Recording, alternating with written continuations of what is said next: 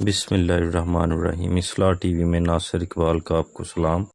معزز سامعین کرام، ہمارا آج کا موضوع ہے کامیابی۔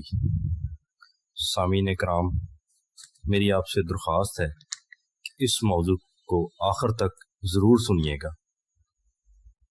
سامعین محترم، ہر شخص کا مزاج، شخصیت اور قابلیت مختلف ہوتی ہے، اس لیے کہا جاتا ہے کہ ہر ایک کے لیے کامیابی کی تعریف بھی مختلف ہے۔ جیسے ہی کامیابی کا لفظ سننے میں آتا ہے تو ذہن میں فوری طور پر بڑا گھر، گاڑی اور بہت سے پیسوں کی تصویر آتی ہے۔ یہ ایک حصہ ضرور ہے، لیکن یہ کامیابی کی صحیح تعریف نہیں ہے۔ کامیابی کا مطلب ہے کہ قدرت کی دی ہوئی قابلیت اور صلاحیت کا بہترین استعمال کر کے زندگی گزارنا۔ لوگوں کی اکثریت اپنی قابلیت کو تلاش ہی نہیں کر پاتی، لیکن نتیجہ پانے کی خواہش رکھتے ہیں۔ پھل کو تلاش کرتے رہتے ہیں، لیکن اس درخت کو تلاش نہیں کرتے جس پر پھل لگتا ہے۔ جس کام کے لیے قدرت نے پیدا کیا ہے، جو کامیابی کی وجہ بن سکتا ہے، وہ کام کبھی ڈھونڈتے ہی نہیں۔ ہر کسی کی اپنی کامیابی کی تعریف ہوتی ہے۔ مثال کے طور پر ایک غزوہ میں کئی صحابہ رضی اللہ عنہم شدید زخمی ہو گئے۔ ان کی آخری سانس چل رہی تھی اور ان میں سے ہر ایک پکار کر کہہ رہا تھا، خدا کی قسم میں کامیاب ہو گیا۔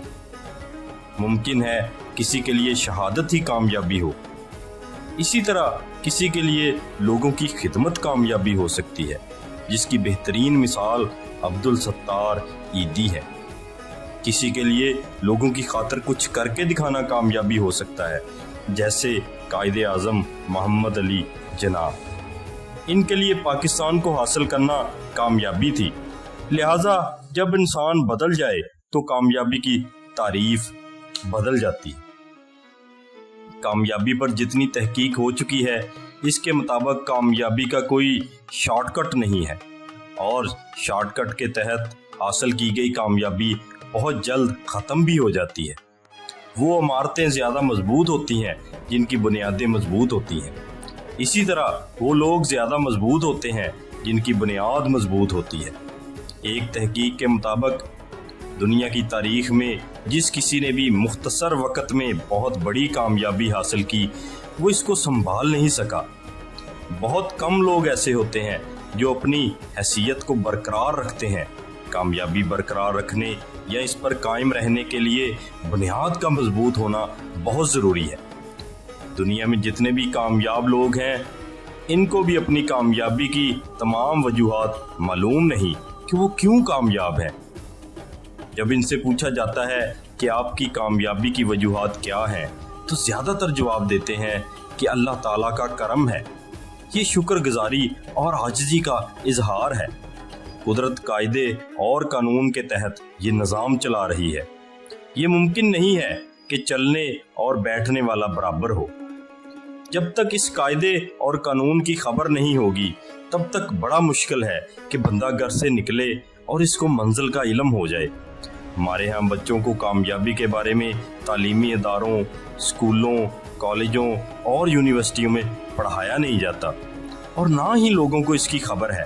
کامیابی میں جتنی زیادہ غلطیاں ہوتی ہیں، اتنا ہی سیکھا جاتا ہے، اور جتنا زیادہ سیکھا جاتا ہے، اتنی ہی زیادہ کامیابی ملتی ہے۔ شروع میں آگے بڑھنے کے لیے قدم اٹھاتا ہے، گرتا ہے، تجربے کرتا ہے اور بالآخر سیکھ جاتا ہے۔ اس کا قطعی مطلب یہ نہیں ہے کہ وہ ہار گیا۔ اس میں کوئی شک نہیں کہ اس دوران تنقید ہوتی ہے، بندہ ہمت ہار جاتا ہے، لیکن یہیں سے راستہ بننا شروع ہوتا ہے، یہیں سے فیصلہ ہوتا ہے کہ کہاں جانا ہے۔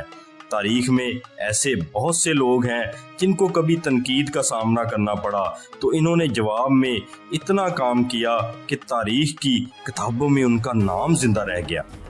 کامیابی کے موضوع پر بہت سی تحقیقات موجود ہیں، جن میں سب سے بہترین تحقیق نپولین ہل کی ہے۔ تحقیقات کے مطابق کامیابی کے لیے پہلی چیز جنون ہے۔ اگر کسی کے پاس جنون نہیں، تڑپ اور طلب نہیں ہے تو وہ کامیاب نہیں ہو سکتا۔ یہی وجہ ہے کہ جتنے بھی کامیاب لوگ ہیں ان میں جنون ہوتا ہے۔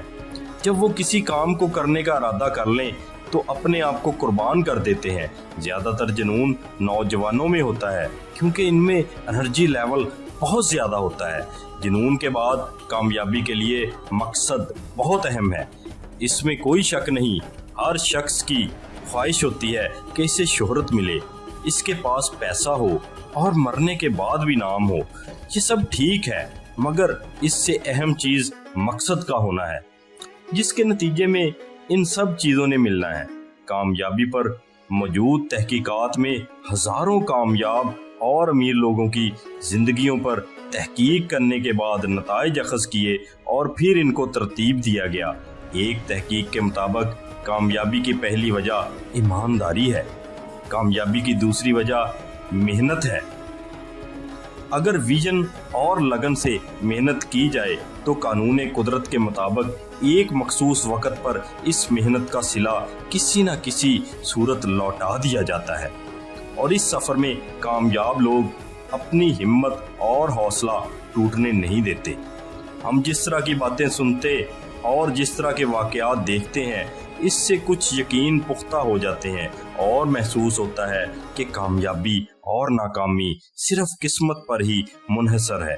کامیابی پر جتنی بھی تحقیقات ہیں ان کے مطابق کامیابی اور ناکامی میں قسمت کا کردار بہت کم ہے، بلکہ جنون اور مقصد کے ساتھ محنت اور کام کرنے والوں کا ہی قسمت ساتھ دیتی ہے۔ اگر کسی کو اپنے کام سے محبت ہے تو وہ خوش قسمت ہے کیونکہ کام سے محبت کرنے میں جنون ہے۔ اس کے علاوہ ترقی کی منازل وہ لوگ بہت تیزی سے طے کرتے ہیں جو اپنے اندر کی آواز کو سننے کے عادی ہوتے ہیں۔ انسان کی وہ بات چیت جو اپنے ساتھ ہوتی ہے اس کو بھی پالش کرنا چاہیے، بلکہ اس کے لیے استاد ہونا چاہیے، کیونکہ انسان کی سوچ، شخصیت اور عمل میں یہ خود کلامی بہت اہم کردار ادا کرتی ہے۔ دنیا میں بہت سے پرانے علوم ہیں جن میں ایک مراقبہ بھی ہے۔ یہ اندر کی آواز کو منظم کرنے میں مدد دیتا ہے۔ اگر انسان کے اندر کی گفتگو مثبت نہیں ہے تو پھر دنیا کے کسی بھی شخص کی گفتگو اس کی سوچ کو مثبت نہیں کر سکتی، اور اگر یہ آواز منفی ہے تو اس کو بدلنے کی آواز بھی سب سے پہلے اندر سے آنی چاہیے، کیونکہ جو اپنی اصلاح نہیں کر سکتا اس کی کوئی اصلاح نہیں کر سکتا۔ سکندر اعظم کہتا ہے کہ دنیا کو فتح کرنے سے پہلے بہتر ہے کہ پہلے اپنے آپ کو فتح کیا جائے۔ جس نے خود کو فتح کیا اس نے پوری دنیا کو فتح کر لیا۔ اپنا قلعہ فتح کرنا دنیا کا سب سے مشکل کام ہے۔ دنیا کی طاقتور چیز سوچ ہے، اور اس سے طاقتور چیز اپنی سوچ کو پکڑنا ہے، اور اس کو بدلنا سب سے مشکل کام ہے۔ قسمت کی طرح کامیابی میں تعلیم کا کردار بھی نہ ہونے کے برابر ہے۔ معاشرے میں بے شمار لوگ ہیں جو کامیاب ہیں لیکن ان کی تعلیم زیادہ نہیں ہے۔ تعلیم ایک ذریعہ ضرور ہے لیکن یہ آخری ذریعہ نہیں ہے۔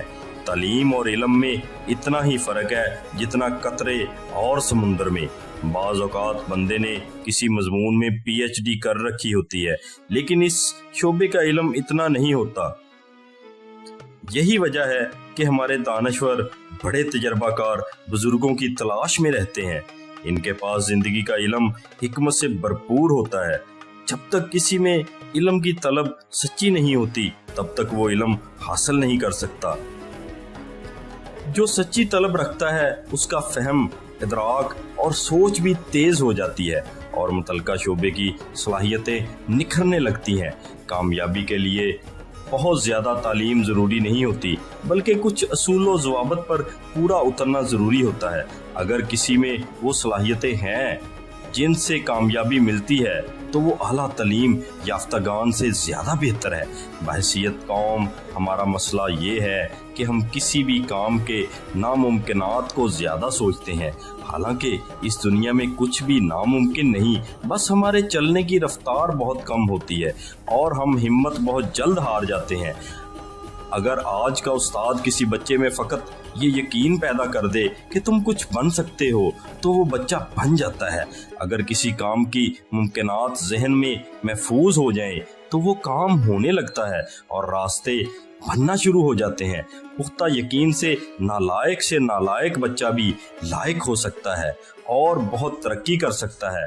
پہلا انعام ذہین کو نہیں بلکہ پختہ یقین والے کو ملتا ہے۔ اپنا اور اپنے آس پاس لوگوں کا بہت سا خیال رکھیے گا اس دعا کے ساتھ کہ اے میرے اللہ ہمارے کام ہمارے لیے آسان فرما دیجئے، اور اے مالک کائنات مجھے اپنے بندوں کی بھلائی کے لیے منتخب فرما لیجئے۔